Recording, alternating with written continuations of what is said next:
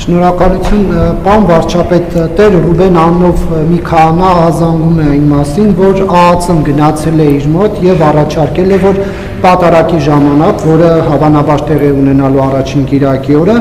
վեհապարի անունը չհնչեցնի, ասում է, եկան, ասեցին, բա Տեր Հայր ջան, խնդրում ենք վեհապարի անունը չտաս։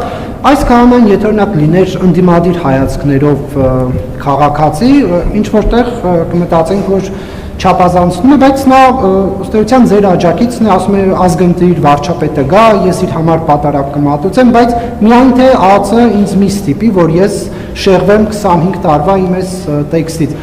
Արդյոք պարոն վարչապետ, ԱԱՑ-ն գնում է հոգևորականների մոտ եւ ինչ-որ նոր տեքստեր է առաջարկում, որ հնչեցնեն այն պատարակներին, որոնց դուք եք մասնակցում, թե ոչ։ Ես գնում եմ այն պատարակներին, որտեղ Կտրիչ Ներսիսյանի անունը չի հնչում։ Մենք խնդրում ենք, երբ որ ես մտադիր եմ մասնակցել, մենք խնդրում ենք, որպեսզի